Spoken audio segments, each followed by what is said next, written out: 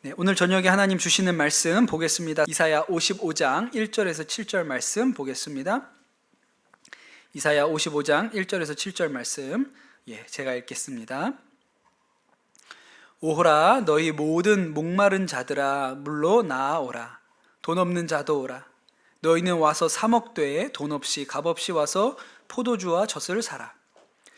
너희가 어찌하여 양식이 아닌 것을 위하여 은을 달아 주며 배부르게 하지 못할 것을 위하여 수고하느냐? 내게 듣고 들을지어다. 그리하면 너희가 좋은 것을 먹을 것이며 너희 자신들이 기름진 것으로 즐거움을 얻으리라. 너희는 귀를 기울이고 내게로 나와 들으라. 그리하면 너희 영혼이 살리라. 내가 너희를 위하여 영원한 언약을 맺으리니 곧 다윗에게 허락한 확실한 은혜니라. 보라, 내가 그를 만민에게 증인으로 세웠고 만민의 인도자와 명령자로 삼았나니 보라, 내가 알지 못하는 나라를 내가 부를 것이며 너를 알지 못하는 나라가 내게로 달려올 것은 여호와 내 하나님 곧 이스라엘의 거룩하신 이로 말미암음이니라. 이는 그가 너를 영화롭게 하였느니라. 너희는 여호와를 만날 만한 때에 찾으라. 가까이 계실 때에 그를 부르라. 악인은 그의 길을, 불의한 자는 그의 생각을 버리고 여호와께로 돌아오라. 그리하면 그가 긍휼히 여기시리라. 우리 여호와께 돌아오라. 그가 너그럽게 용서하시리라. 아멘. 하나님의 말씀입니다. 네, 오늘 2023년의 마지막 성령 집회입니다. 오늘 가요대상, 연기대상 안 보시고 그런 거 하죠 지금? 그런 거 안 하나요? 네. 예배 날에 나오신 모든 분들 하나님 풍성한 은혜 주실 줄로 믿습니다. 우리가 하반기에 한 3개월에 걸쳐서 이사야서로 말씀을 같이 나눴거든요.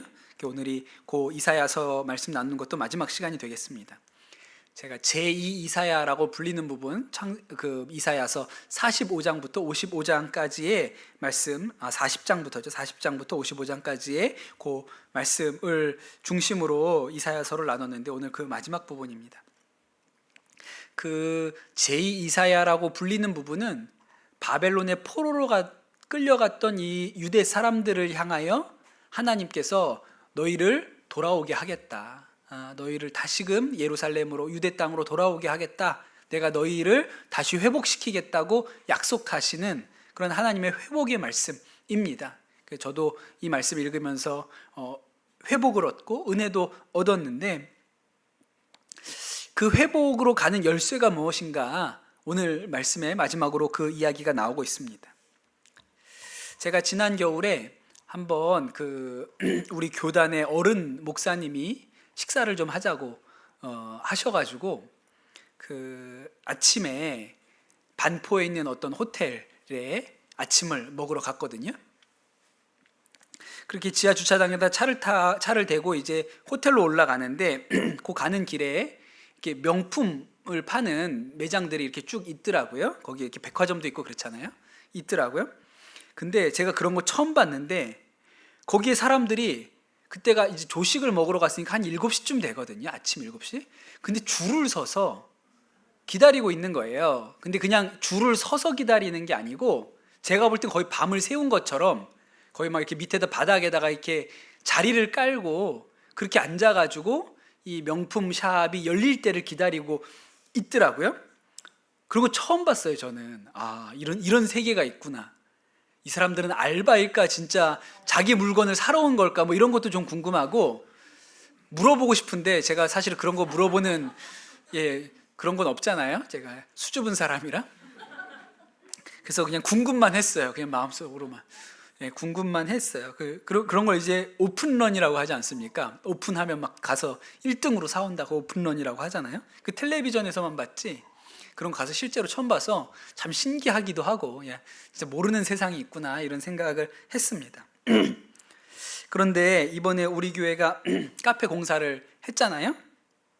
그러면서 이제 카페 안에 집기들 뭐 거기에 냉장고 뭐 쇼케이스 여러 가지 이렇게 넣어야 되는데 그 사야 되는 가전제품 목록 중에 뭐가 있었냐면 에어프라이어가 있었어요. 그런데 우리 교회 어떤 집사님이 저희 아내한테 메시지를 보내셔서 저기 수서에 가면 굿윌 스토어라고 이렇게 중고 물품 이렇게 파는 그 장애인들 고용해서 이렇게 중고 물품들 이렇게 파는 그런 데가 있는데 거기에서 행사를 한다는 거예요. 그래서 시중에서 25만 원 하는 에어프라이어를 그날 가면 9만 원에 살 수 있다. 오전 10시에 오픈한다. 이런 메시지를 저희 아내한테 보내줘서 저희 아내가 저한테 이제 알려줬죠. 제가 그 말을 듣고 어떻게 하겠어요? 아침에 출근하자마자 우리 조성희 전도사님을 차에 태우고 굿윌 스토어로 갔습니다. 그래서 굿윌 스토어에 가가지고 그게 또 한정 수량이라니까 막 간 사람 다 사올 수 있는 게 아니라 한정 수량이라고 하니까 일단 마음이 급하잖아요. 그래서 조성희 전도사님 일단 내려놓고 일단 들어가 그렇게 얘기해놓고 저는 이제 차를 타고 이제 굿윌 스토어 안으로 들어갔더니 와 진짜 깜짝 놀랐어요. 엄청나게 사람이 많은 거예요. 바글바글 하더라고요. 그 줄을 서 있는데 아직 오픈을 안 해서 줄을 쭉 서 있는데 저 뒤에 우리 조성희 전도사님이 줄을 섰어요. 제가 딱 보니까 이게 살 수 있는 걸까? 그런 생각이 들었습니다. 오픈을 해서 이제 사람들이 막 줄을 서서 이제 차근차근 막 들어가는 거예요. 그래서 갔더니 이제 그거를 뭐 물건을 빨리 들어가서 찜하는 게 아니라 번호표를 주더라고요. 물건을 살 수 있는 번호표를 주면 그걸 받아가지고 물건 쌓여 있는 데 가가지고 번호표를 주면 물건을 받아오는 거예요. 그래서 저희가 그 에어프라이어를 샀죠. 그날 아침 일찍 가가지고 9만 원 주고 9만 원 주고 에어프라이어를 샀습니다. 그게 어떤 건지 보고 싶으면 카페 1133 주방에 가보시면 거기 있어요. 볼 때마다 얼마나 제 마음이 뿌듯하고 흐뭇한지 야 이게 내가 태어나서 오픈런이라는 걸 다 해보는구나. 아침에 그렇게 부지런하게 그걸 살려고 사람들이 왔더라고요. 제가 왜 이 말씀을 드리냐면 가끔 백화점이나 뭐 마트나 뭐 이런 데서 뭐 세일한다, 특판한다, 뭐 이런 거 붙여놓지 않습니까? 그게 무슨 뜻이에요? 사러 오란 얘기잖아요. 오시오, 오시오. 여기에 오늘 오면 횡재합니다. 오세요, 오세요. 이거 하는 거잖아요. 오늘 말씀의 맥락이 딱 그런 거죠. 오늘 말씀이 뭐라고 시작합니까? 오라 너희 모든 목마른 자들아 물로 나오라. 또 아주 너무 좋은 말씀도 있어요. 돈 없는 자도 오라. 돈 없는 자도 오라 그래요. 너희는 와서 사 먹되 돈 없이 값 없이 와서 포도주와 젖을 사라. 오라는 거예요. 얼마나 좋은 소식입니까? 목마른 자들에게, 돈 없는 사람들한테 오라는 거예요. 제가 선한목자교회 부목사 할 때 토요일마다 우리 청년들이 저 모란 시장에 나가서 모란역이죠. 모란역 앞에 지금은 다이소가 됐는데 옛날에는 거기가 아웃백 스테이크였어요. 그 아웃백 스테이크 밑에 주차장이 있는데 그 주차장을 빌려서 야외 주차장이죠. 그냥 밖에 있는 야외 주차장인데 거기에서 무료 급식을 토요일 새벽마다 이렇게 했습니다. 그러면 정말 많이들 오세요. 한겨울에도 진짜 추운데도 그 밖에서 노천 주차장에서 식사를 해야 되는데도 거기에 그렇게 오셔서 식사를 하시고 또 예배를 드리고 그렇게 하잖아요. 많이들 오십니다. 그래서 우리 부목사님들이 돌아가면서 로테이션으로 가서 이제 한 번씩 설교하고 오는 거예요. 뭐 저도 가서 설교하고 다른 목사님들도 설교하러 가는데 재밌었던 일은 우리 그 주 안에 있는 교회 담임하시는 정한영 목사님 그 설교하러 갔는데 우리 청년들이 누군지 모르고 아저씨 쪽으로 오시라고 그 자리에 앉혀가지고 국밥을 말아줬다는 아주 유명한 얘기가 있어. 좀 잘 좀 입고 가시지. 그냥 춥다고 그냥 잠바 그냥 대충 입고 가가지고 일로 오시라고. 거기 아니라고. 아저씨 거기 아니라고. 여기 와서 여기 앉아서 국밥 드시라고. 뭐 그랬던 얘기도 있죠. 그렇게 오라고 하는 거예요. 오늘 말씀이. 와서 돈 내지 말고 포도주와 젖을 사라고 그렇게 하나님이 부르고 계세요. 당장이라도 갈 일이죠. 한정 수량일지 모르니까 진짜 아침에 제일 먼저 가서 기다려야 뭐 얻어올 수 있지 않겠습니까? 이제 이 말씀을 우리가 지금까지 나눴던 그 이사야 배경하고 맞춰볼게요. 아마도 이 말씀을 지금 듣는 대상은 바벨론의 포로로 끌려가 있었던 유다 백성들이에요. 그럼 그들이 왜 목마른 사람일까요? 당연히 목마른 사람이죠. 아니 남의 나라에 끌려가서 포로 생활하는데 목이 안 마를 수 있습니까? 예? 그냥 잘 먹고 잘 산다고 편안할 수가 없는 거잖아요. 내 나라를 빼앗기고 고향에서 끌려와가지고 남의 나라에서 살고 있는데 어찌 목마르지 않을 수가 있겠어요? 이스라엘 사람들이 수천 년 동안 나라에 있고 수천 년 동안 온 세계를, 전 세계를 떠돌아다니다가 1945년인가요? 50년인가요? 그때 다시 그 팔레스타인 지역에 모여가지고 지금의 이스라엘을 세우지 않습니까? 그러니까 그 사람들이 그렇게 했던 이유가 떠돌아다니는 민족으로 살면서 겪은 그 서름, 2차 세계대전 때 그렇게 수많은 사람들이 죽고, 그러니까 그들의 목마름 때문에 그렇게 했던 거잖아요. 우리나라도 일제 시대 때 나라 빼앗기고 얼마나 목마릅니까?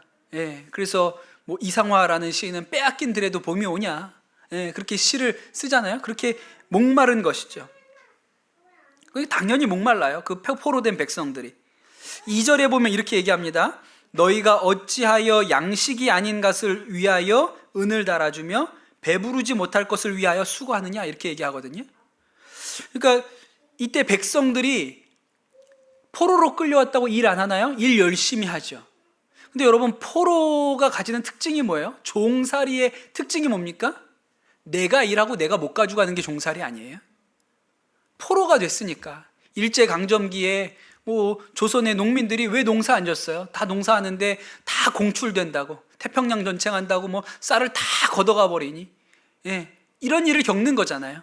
그러니 애써 수고하고 일하고 그 땅에서 노력해도 내 것이 되지 않는, 이게 포로 생활인 것이죠. 그러니 목이 마르고 배가 고픕니다. 그런데 이 백성들을 향해서 하나님께서 뭐라고 말씀하시냐면, 너희 목마른 자들아 물로 나아오라, 돈 없는 자도 와라, 돈 없이 와가지고 포도주와 젖을 사라, 이렇게 얘기하니까 얼마나 이게 기쁜 말씀입니까? 너무 기쁜 초청의 소식이잖아요. 그런데 여러분, 이 말씀이 우리에게 적용하면 우리도 그렇지 않습니까? 너희가 어찌하여 양식이 아닌 것을 위하여 은을 달아주며 배부르게 하지 못할 것을 위하여 수고하느냐? 여러분, 그게 우리한테 꼭 하시는 말씀인 것 같아요. 이 시대를 살아가는 우리들에게 하시는 말씀인 것 같아요. 많은 일들이 있죠. 예를 들어 이런 겁니다. 우리 이 시대가, 우리 사회가 가지고 있는 어떤 신화 중에 하나가 좋은 대학 가야 성공한다, 좋은 대학 가야 좋은 직장 가고 그래야 행복하게 성공하게 살 수 있다, 이렇게 얘기하지 않습니까? 그래서 우리 고등학생들, 중학생들 어려서부터 얼마나 공부해요. 제가 지난번 어디 모임 가가지고 들은 이야기인데, 대치동에서 애들 병원에 보내면서까지, 정신병원에 치료 받고 약 먹으면서까지 공부를 시킨대잖아요. 예, 그렇게들 한다고 얘기를 해요. 행복하게 자식들을 살게 하겠다고 공부시키는데 불행하게 만들고 있는 거예요. 도리어 그렇게 해서 좋은 대학에 갔는데, 그러면 행복할 거라고, 너 좋은 대학만 들어가면 네 인생 행복한 거야 라고 해서 가봤는데, 가보니까 안 그래요. 가보니까 나보다 잘하는 사람이 너무 많아. 그 고등학교 때는 내가 좀 되는 줄 알았는데 가보니까 저 끄트머리에 있네. 이게 안 되는 게임이구나. 내가 간신히 들어오기는 했는데 이게 내가 할 수 있는 게 아니구나. 그러고 좌절하고 낙심하지 않습니까? 그러니 이 말씀이랑 딱 맞죠. 양식이 아닌 것을 위하여 은을 달아주고 있다는 거예요. 배부르지 못하게 할 것을 위하여 수고하고 있다는 것이죠. 아이들만의 문제가 아니라 그냥 우리가 가지고 있는 환상과 생각 중에 돈이 많으면 행복하다, 돈 벌어야 된다, 돈이 있어야 행복할 수 있다. 그래서 밤낮 없이 일하고, 가족도 애도 같은, 우리 돈이 있어야 애들도 키우니까, 그래야 우리가 행복하니까 그렇게 열심히 돈 벌어서 성공했는데 기쁨이 없네, 행복하지가 않네요. 사람들은 부럽다고 하는데 정작 속으로는 힘겨워요, 불안해요, 무너질 것 같아요, 행복하지가 않아요. 하루하루가 쳇바퀴 도는 것 같이 무의미하게 느껴져서 취미생활 가져보라 그러고, 운동해보라 그러고, 여행 가보라 그러고, 그런데 마음 안에는 기쁨이 없어요. 그러니 오늘 말씀이 꼭 맞지 않습니까? 어찌하여 양식이 아닌 것을 위하여 은을 달아주며 배부르지 못할 것을 위하여 수고하느냐, 그렇게 하는 것이죠. 우리가 같은 가정, 난 행복한 가정 꾸려보겠다고. 예, 그래서 좋은 남자 만나 좋은 여자 만나서 잘 결혼해서 애들 잘 낳고 좋은 가정 꾸려보겠다고 했는데 막상 해보니까 잘 안 되네. 쉽지가 않네. 내 생각하고는 너무 다른 거예요. 그래서 어디서 교육한다 그러면 교육도 쫓아다녀. 훌륭한 강사가 있다면 그 강의 들으러 가. 어디 가서 상담 받아야 된다 그래서 상담 가. 애들 다 데리고 다녀 보는데도 안 되는 거예요. 그렇게 사는 일들이 이 세상에 많지요. 그러니 우리가 진짜 이 말씀대로 양식이 아닌 것을 위하여 은을 달아주고 배부르지 못할 것을 위하여 수고하는 일들이 너무너무 많은 거예요. 그런데 여러분, 하나님이 뭐라고 말씀하십니까? 다 내게로 오라. 목마른 자들은 내게로 오라. 예, 돈 없는 자도 내게로 오라. 걱정하지 말고 오라. 걱정하지 말고. 그렇게 이야기를 하시니까요. 이 오라는 말씀은 이사야서에만 나오는 말씀이 아니고 예수님도 뭐라 그래요? 오라고 하시잖아요. 수고하고 무거운 짐진 자들아 내게로 오라. 내가 너희를 쉬게 하리라 말씀하시죠. 예수님이 이 물을 마시는 자는 또 목마르겠지만 내가 주는 물을 마시는 자는 영원히 목마르지 아니하리라. 오라, 와서 마시라 얘기하시잖아요. 그것이 오늘 말씀입니다. 오라고 하시는 거예요. 근데 문제는 뭐냐면 이 말씀을 듣고도 사람들이 선뜻 나서지 않는다는 것이죠.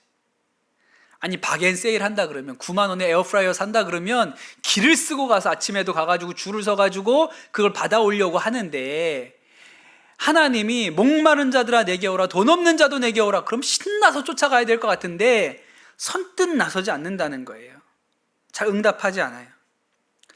이사야가 예언하였던 이 당시에 그 바벨론의 포로로 끌려갔던 유대인들도 마찬가지입니다. 이사야가 하나님 말씀을 전하면서 목마른 자들, 돈 없는 자들, 굶주린 자들 값없이 와서 먹어라 많이 올 것 같은데 그렇지가 않은 거예요. 왜냐하면 이 말씀이 뭘 의미하냐면 내게로 오라는 이 말씀이 이제 우리는 이 바벨론에서 짐 싸가지고 다시 예루살렘으로 돌아가자 이 얘기거든요. 짐 싸서 돌아가자. 이 포로 생활 70년 얼마나 고생 많았냐. 니네가 노력해서 농사 지어도 다 갖다 빼앗기고 그 목마름에 고향 잃어버리고 와서 그 목마름이 얼마나 컸냐. 이제 돌아가자. 내게로 오라. 이제 돌아가면 내가 너희를 먹이겠다. 너희가 목마르지 않게 하겠다고 이렇게 얘기하시는 거거든요. 분명히 포로민으로 사는 것이 힘들었어요. 목마름이 있었고 채워지지 않는 허기짐이 있었거든요. 그런데 예루살렘에 돌아갈 생각을 하니까 너무 또 막막한 거예요. 네. 아니, 안 힘들었던 건 아닌데 바벨론에서 목마르고 힘들었죠. 근데 막상 이제 하나님이 예루살렘으로 다시 가자라고 하니까 아유, 그 먼 데를 어떻게 가지? 거기서 가면 또 밑바닥부터 아무것도 없는 데서 다시 시작해야 되는 거 아니야? 아유, 거길 어떻게 가나? 이러는 거예요. 고민이 돼요. 그러니까 응답하기가 어렵죠. 이스라엘 백성들이 이집트에서 종살이 430년 동안 종살이 할 때 그 삶이 얼마나 고통스럽습니까? 강제 노역에 시달리면서 온갖 공사들에 불려나가서 벽돌 쌓고 이런 일을 했다고 성경에 나오지 않습니까? 그래서 출애굽기 2장 23절에 보면 이스라엘 자손은 고된 노동으로 말미암아 탄식하여 부르짖으니 그 부르짖는 소리가 하나님께 상달되었다 이렇게 나오거든요. 얼마나 힘들어요. 목말라요. 그냥 끌려 나와가지고 일을 해야 되니까. 그래서 하나님께서 모세를 세우셔가지고 모세를 그 백성에게 보내서 나가자. 바로왕한테 가가지고 우리 백성들 나가겠습니다 이야기하고, 백성들에게도 이제 우리 하나님의 인도함을 받아서 우리가 이 나라를 떠나자 이야기를 했는데 바로왕이 뭐 그 말을 듣나요? 그래가지고 더 무겁게 하죠. 더 힘들게 해요. 그랬더니 백성들이 뭐라 그래요? 막 원망하는 거예요. 아무 소리도 하지 말지 왜 그냥 입 다물고 있었으면 이 고생을 안 하지 않느냐고 모세를 막 원망하는 거예요. 기껏 나왔는데, 이제 모세를 따라 나와서 기껏 나왔는데 또 뭐라 그래요? 그냥 조금만 힘들면, 목마르면, 먹을 것 떨어지면 돌아가자 애굽으로 돌아가자. 그러니까 나왔는데도 불구하고 이 결정이 쉽지 않은 거예요. 가나안 땅으로 가는 그 일이 쉽지가 않은 것이죠. 그래서 오늘 말씀은 계속 독려합니다. 예, 목마른 자들아 다 내게로 와라.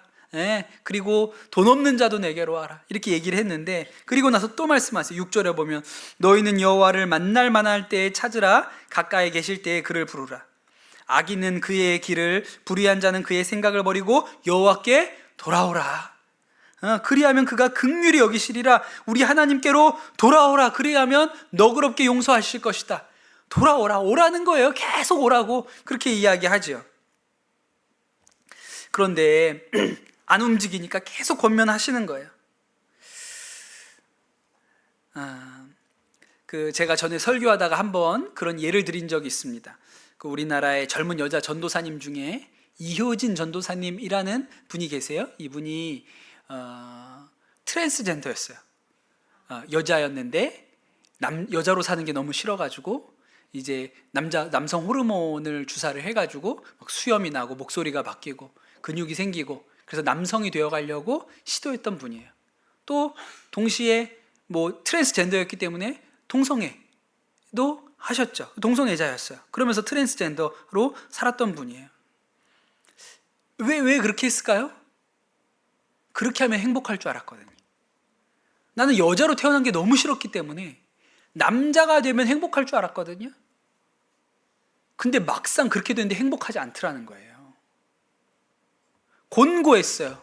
마음이 갈급했다고 그렇게 이야기를 하죠. 그러니까 우리가 거기 가면 행복할 것 같은데, 내 뜻대로 나는 여자로 태어난 게 싫어, 남자가 되고 싶어, 그러면 행복할 것 같거든요.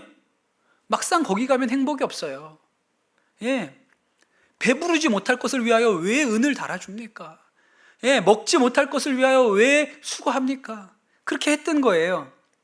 그러다가 이 자매가 참 놀랍죠. 그렇게 여자로 태어났는데 막 수염이 나고 이렇게 남자가 됐는데, 갈급하니까 친구가 교회 가자 그랬는데 간 거예요. 그 하나님 역사죠. 오라 그러니까 간 거예요. 그런데 거기에서 아주 성령의 놀라운 역사가 일어납니다. 이렇게 정말 성령 세례를 받아요. 그러고 났더니 이게 죄구나라고 깨달아지더래요. 그때까지는 그게 옳다고 생각했는데 정말 성령이 임재하시고 나니까 이게 죄구나. 이게 죄구나. 내가 여자로 태어나서 불행한 게 아니고 죄 가운데 있었기 때문에 불행한 거구나. 그러고 자신의 과거에 아팠던 일들이 다 이렇게 생각이 나고 드러나더라는 거예요. 그런데 뭐라고 얘기했냐면 죄가 바로 끊어지지 않더라고 그랬어요. 그러고 나서 사람이 뿅 하고 바뀌어가지고 새 사람이 됐을 것 같죠? 한 3년 정도의 시간이 걸립니다. 한 3년 정도의 시간이 걸려요. 그런데 감사한 것은 실망도 하고 좌절도 하고 낙심도 하고 막 마음에 수도 없는 정죄가 밀려오고 이런 일들이 계속됐는데, 정말 감사한 것은 예배의 자리는 계속 나온 거예요. 저 이거 대단하다고 싶어요.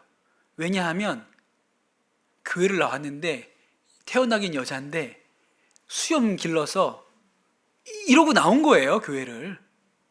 그렇게 3년을 다닌 거예요. 근데 여러분, 오늘 하나님 뭐라고 했어요?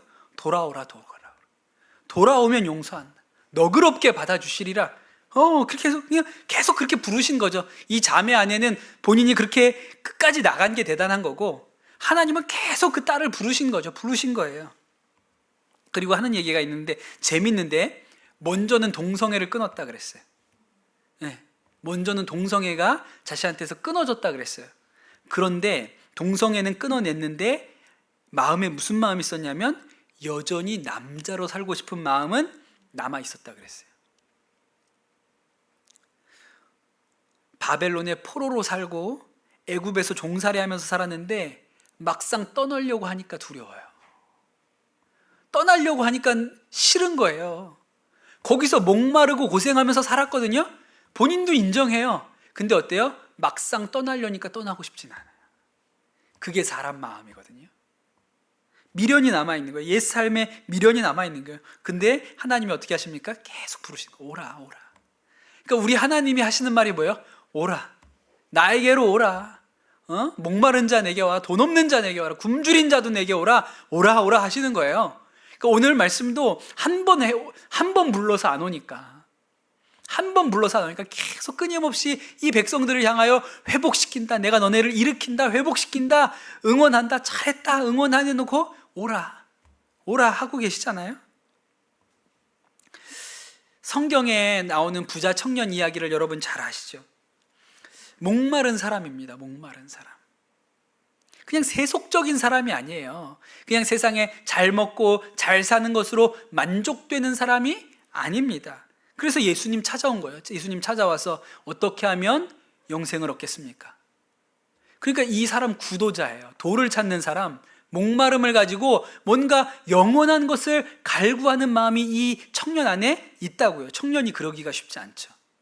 젊은 남자가 돈도 많은데 이 영혼에 대한 관심을 갖는 게 특별한 사람이죠. 예수님께서 그 청년에게 네가 계명을 잘 지켜라.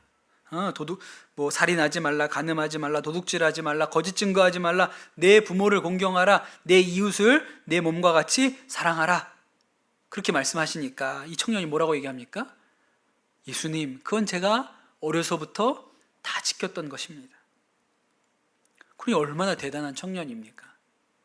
나름대로 바르게 살려고 애를 쓴 거예요. 그냥 자기 살고 싶은 대로 살았던 사람이 아니라고요. 근데 예수님께서 그 청년을 아주 사랑스럽게 보시고 말씀하시죠. 내 소유를 팔아 가난한 사람들한테 주어라. 그랬더니 청년이 그 말을 듣고 망설이는 거예요. 예수님은 오라고 하셨거든요. 가난한 자들에게 다 나눠주고 나를 따르라. 근데 청년이 여기서부터 갈등하는 거예요. 못 가겠어. 포기하고 싶지가 않은 거예요. 한 번도 가난하게 사는 일에 대해서는 생각해 본 적이 없어요. 결국 청년이 따라가지 않습니다. 그러니 여러분, 우리가 가지고 있는 현실이 어떤 것이냐면 목말라요. 근데 완전히 따라가고 싶진 않아. 목이 안 마른 건 아니에요. 힘들지 않은 건 아니에요. 근데 완전히 따라가려고 하니까 주저 하게 되는 것이죠. 지난 성탄절에 제가 강화도의 겨자씨라고 불리는 이승환 씨의 얘기를, 이승환 선생의 이야기를 드렸잖아요. 그 어머니에 대한 얘기를 했습니다. 이 이승환이라는 분도 목마름이 있는 분이에요. 그러니까 처음에는 갯돈 타려고 교회 나간 거죠. 예, 갯돈 타려고. 거기 가면 그래도 주막에서 장사하는데 좀 목돈이 필요하니까 갯돈 받으려고 거기 주막에 그 교회에 나간 거예요. 그런데 걔가 파토가 나고 나니까 사람들이 다 떠나죠. 근데도 이승환은 남았습니다. 왜요? 이 사람 목마르니까. 갈망이 있으니까요. 말씀을 들어보니까 저 말이 맞거든요. 그 선교사님들이 전해준 그 말씀, 하나님의 말씀을 들어보니까 그 말씀이 맞아요. 그러니까 개가 완전히 다 망가져서 없어졌는데도 불구하고 남은 거죠. 그래서 존스 선교사님이 참 귀하니까 세례 받으시오 그랬는데 세례 안 받았다 그랬잖아요. 왜죠? 주막하고 있는 내가 어떻게 세례를 받습니까? 내가 아직 술 장사하고 있는데, 내가 이렇게 술 팔아서 돈 벌고 먹고 살고 있는데 어떻게 제가 세례를 받습니까? 그러니까 예수님이 오라 하는데, 오라고 하시는데 거기서 주저 하는 거예요. 왜? 그걸로 먹고 살았으니까. 따라가면 이거 버려야 될 것 같으니까. 그럼 난 뭐 해서 먹고 살지? 앞으로 뭐 해서 살아? 나는 뭐 할 줄 아는 게 이거밖에 없는데. 그러니까 그 앞에서 주저 하고 있는 거예요. 그런데 딱 결심을 합니다. 술 장사 그만하자. 예수님만 제대로 믿자. 그래서 주막 정리하고 어머니 전도하러 강화도로 들어가서 어머니 복음 전하고 어머니 세례 받게 하고, 그래서 거기로부터 그 강화도의 부흥의 역사, 복음 전파의 역사가 다 시작됐다 그랬잖아요. 그 이승환의 어머니로부터 그 복음의 역사가 시작됐다 그랬잖아요. 하나님이 뭐라고 얘기하시냐면 이 백성에게 주저하는, 바벨론 떠나서 예루살렘으로 가자. 그러니까 고생하긴 했는데 막상 가려고 보니까 멀고 힘들고 또 다시 시작해야 되고 주저하고 있는 이 백성들에게 하나님이 얼마나 애정을 가지고 설득하시냐면 8절과 9절에 이렇게 얘기하시죠. 이는 내 생각이 너희 생각과 다르며 내 길은 너희의 길과 다름이니라. 여호와의 말씀이니라. 이는 하늘이 땅보다 높음 같이 내 길은 너희의 길보다 높으며 내 생각은 너희의 생각보다 높음이니라. 힘들 것 같지? 그런 게 아니야. 내 생각은 너희 생각하고 차원이 달라. 너네가 생각하는 그런 고생길이 아니야. 내 생각은 너희 생각과 다르다. 내 길은 너희가 생각하는 그런 고생길이 아니다. 그렇게 얘기를 하시는 것이죠. 이승환도 본인이 생각하는 것 수준이 아니잖아요. 본인은 그냥 주막 정리하고 어머니 전도하고 나 세례 받으면 끝날 줄 알았는데 여러분 그 역사가 어떻게 흘러갑니까? 강화도 전체로 퍼져간다니까요. 하나님의 생각은 우리 생각하고 다른 거예요. 우리의 기대와도 다른 것이죠. 상상할 수 없는 것을 가지고 계신 거예요. 상상할 수 없는 계획을 하나님이 가지고 계시죠. 예수님이 부자 청년한테 그냥 내 소유를 가난한 자들한테 나눠주어라, 팔아서 가난한 사람들한테 주어라 라고 말씀하시고 끝낸 게 아니고요, 그 뒤에 한마디 더 하셨어요. 뭐라고 얘기하셨는지 아십니까? 그리하면 네가 하늘 보화를 차지하게 될 것이다, 그렇게 얘기했어요. 근데 부자 청년은 뭐만 들었어요? 가난한 사람들에게 팔아서 나눠주라, 이것만 들린 거예요. 뒤에 그러면 하늘 보화가 내 삶에 임할 거라고. 그러니까 하나님의 계획은 다르다니까요. 우리 생각하고 다른 거예요. 부자 청년은 잃어버리는 게 너무 크고 얻는 건 적다고 생각했는데 하나님은 네가 그 가진 거 조금, 그 얼마나 돼? 네가 부자라 그래봐야 그 얼마나 돼? 그거 없어지면 하늘 보화가 너한테 임할 거야, 이렇게 얘기하셨거든요. 근데 그 소리는 귀에 안 들리네. 그 소리는 귀에 안 들려요. 그리고 그저 자기 재산 몇 푼 그거 주겠다고 떠나간 것이죠. 여러분, 하나님 생각은 우리 생각하고 다릅니다. 우리는 잃는 것 같죠? 그 하나님이 아이고 답답하다. 야, 네가 어떻게 잃는 게 많냐, 얻는 게 많지. 네가 나한테 바칠 게 많냐, 내가 너한테 줄 게 많지. 하나님 생각은 우리와 다른 거예요. 하나님이 이렇게 얘기하시고 나서 또 뭐라고 설명하시냐면, 유다 백성들을 향해서 뭐라고 얘기하시냐면, 비가 하늘에서 내려서 땅을 적시고 곡식이 자라게 하고 또 먹는 자들에게 양식이 되지 않느냐? 나 하나님의 말씀도 헛되이 떨어지지 않고 다 돌아온다, 이렇게 얘기해요. 헛되이 떨어지지 않고 다 돼도 다 그 뜻을 이룬다고 얘기를 하시는 거예요. 그러니 여러분, 부자 청년이 그 하나님의 부르심을 따라갔으면 하늘 보화를 취했을 거예요. 베드로, 안드레 옆에 그 이름이 써 있었을지도 모른다고요. 왜요? 베드로와 안드레는 그물을 버려두고 배를 버려두고 예수님을 따라갔잖아요. 그 옆에 재산을 팔아서 가난한 사람들한테 나눠주고 쫓아간 부자 청년. 근데 성경에 이름이 안 나와요. 왜? 그냥 집에 갔으니까. 삭개오는 절반을 팔아 나눠준다고 하지 않았습니까? 그러니까 삭개오는 이름이 나오잖아요. 근데 여러분, 부자 청년은 이름이 안 나와요. 그냥 집에 갔으니까. 그러니 얼마나 안타까운 일이에요.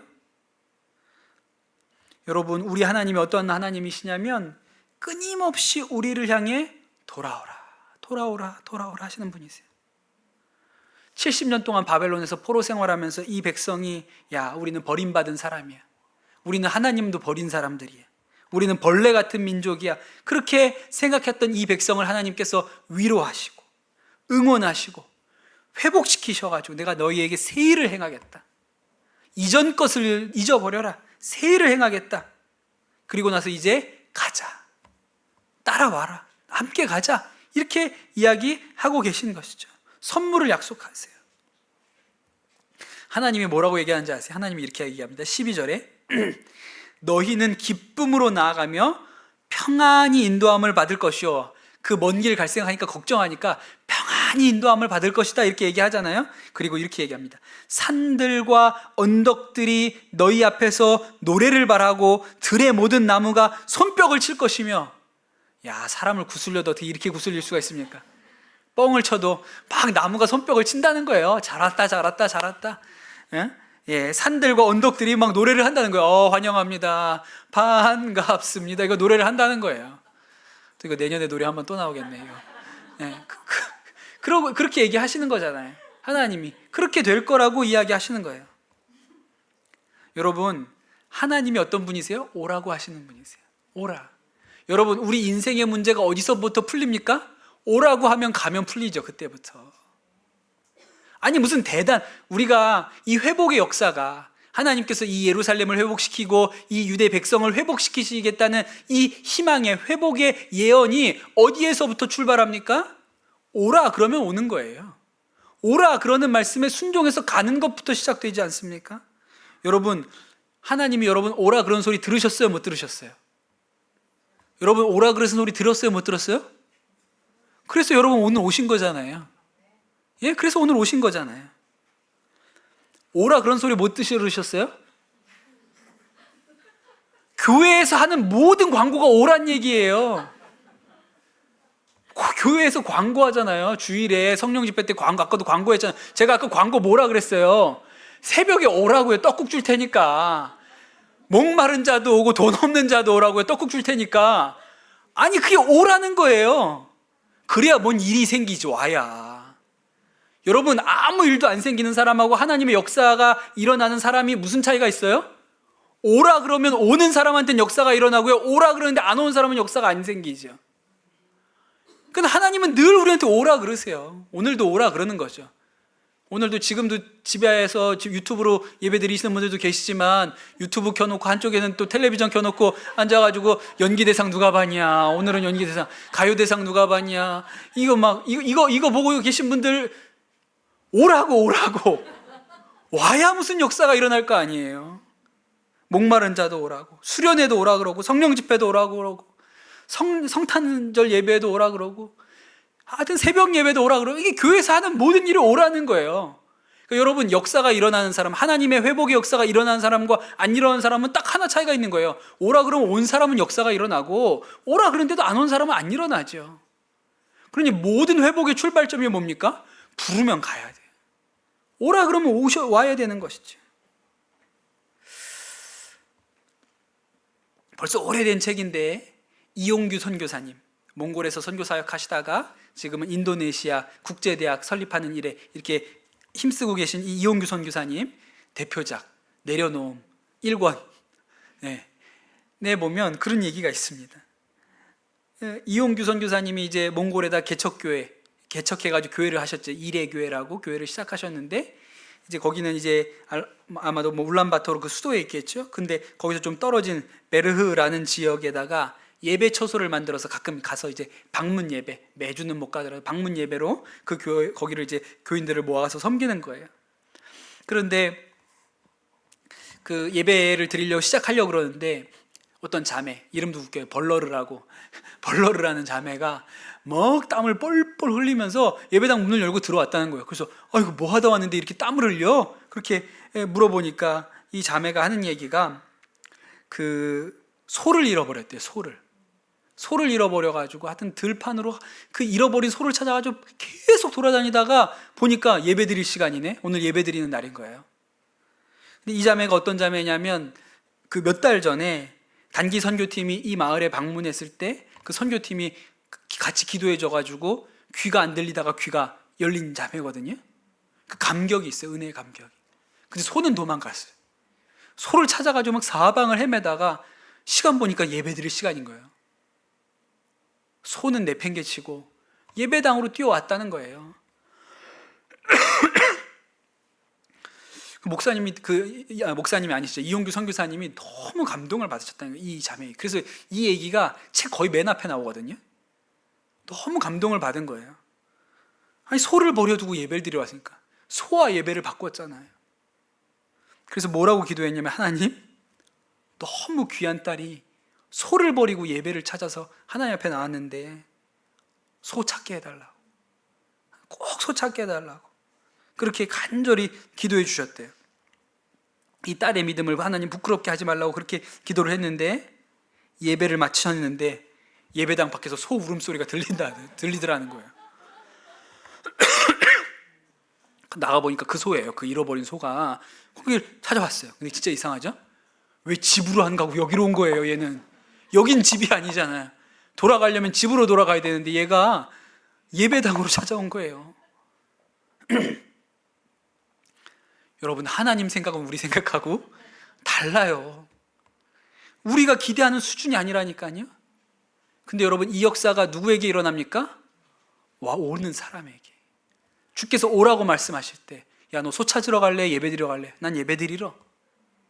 가는 사람에게 생겨요.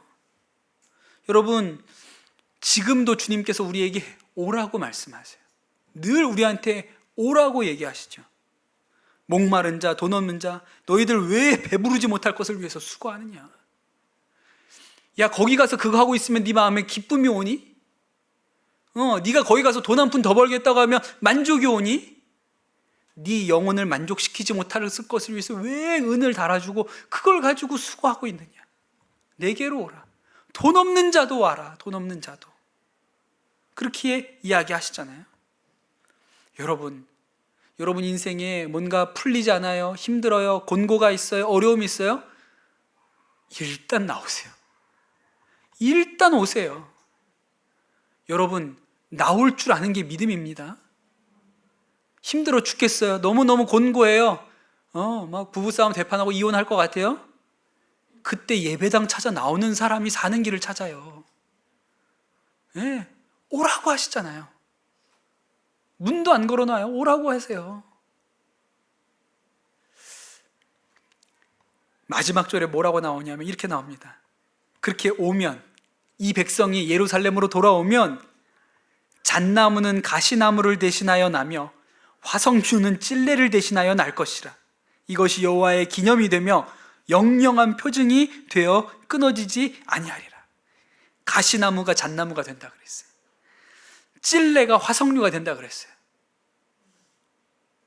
여러분, 우리 인생의 가시가, 우리 인생에 우리를 찌르던 그 수많은 일들이 잣나무가 되고 꽃이 피는 화석류가 되는 길이 무엇입니까? 오라 그럼 가는 거예요. 주님이 오라 그러면 주저하지 말고, 이거 버리면 어떡하나?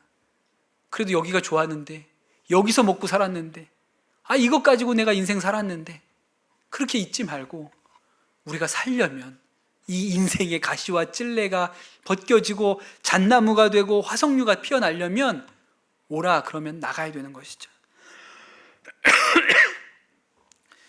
어떤 세 가족이 간증한 걸 조금 읽어드리겠습니다. 요거 하고 우리 같이 기도하면 좋겠어요. 저는 선량한 부모님 밑에서 큰 부족함이 없이 자랐습니다. 어려서부터 부모님은 항상 제례와 예법을 강조하셨고 가족 모두 절에 가는 것이 자연스러운 모습이었습니다. 그러다 큰아버지 가족이 교회를 다니기 시작하면서 친지 간에 불화가 생겼습니다. 그 힘겨운 진통을 바라보며 기독교인은 인간의 기본 도리를 무시하는 이기적이고 위선주의적인 사람들이라고 생각되어서 교회에 대하여 강한 편견을 가지고 자랐습니다. 서른이 가까워 결혼을 하고 첫째 아이를 낳고 둘째 아이를 출산한 뒤 첫째 아이의 발달에 문제가 생겼습니다. 일반 아이와는 사뭇 다른 모습을 보이며 퇴행하기 시작하였고 검사 후에 발달 장애라는 판정을 받았습니다. 그야말로 청천벽력 같은 소리였습니다. 저는 아이가 호전될 수 있을 거라 희망에 여기저기 소문난 치료실들을 정신없이 찾아 헤매었습니다. 하지만 아이는 제 욕심대로 제가 원하는 만큼 발달하지 않았고 저는 그런 아이를 받아들이지 못하고 현실을 부정하기만 했습니다. 이해할 수 없는 아이의 특이한 행동, 장애 엄마라는 거부할 수 없는 타이틀은 제 마음을 궁지로 몰아넣었고 저는 우울증에 시달려 꼬박 1년을 정신과 약에 의존하였습니다. 이런 제 상황을 들킬까 싶어 저는 철저히 위장하며 살았고 주어진 삶에 강한 부정과 스트레스만 쌓여 갔습니다. 그러다 오랫동안 아이를 치료해 주셨던 선생님의 간증을 듣게 되면서 마음의 변화가 일어나기 시작했습니다. 하지만 한 번도 가보지 않았던 교회를 네 발로 선뜻 찾아 나서긴 힘든 일이었습니다. 그러다가 작년 여름 교회를 가야겠다는 마음이 밀려왔고 주변에서 추천으로 교회에 오게 되었습니다. 그리고 어떻게 됐을까요? 얼굴이 달라졌죠. 얼굴이 달라졌어요. 오라고. 하나님이 우리에게도 말씀하고 계시는 거예요. 야, 왜 먹지 못하는 것을 위하여 은을 달아주고 있느냐? 왜 그 배부르게 하지 못할 것을 위하여 수고하고 있느냐? 내게로 와라. 목마른 자는 다 내게로 와라. 돈 없는 자도 알아. 내가 값없이 너희를 먹이리라. 할렐루야 아닙니까? 1월 1일에 와야겠어요, 안 와야겠어요? 떡국 준다는데, 값없이 준다는데 와야겠어요, 안 와야겠어요? 와야겠죠. 예. 여러분, 그 어마어마한 하나님이 내 생각은 너희 생각과 다르다고 했는데, 이 이스라엘의 하나님이 약속하신 놀라운 회복이 어디에서 출발합니까? 다 내게로 오라라는 말씀을 듣고 가면 출발하는 거예요. 여러분, 그 말씀대로 하나님께 나아오시는 은혜가 여러분에게 있게 되시기를 축복합니다. 우리 같이 찬양하고 기도합시다.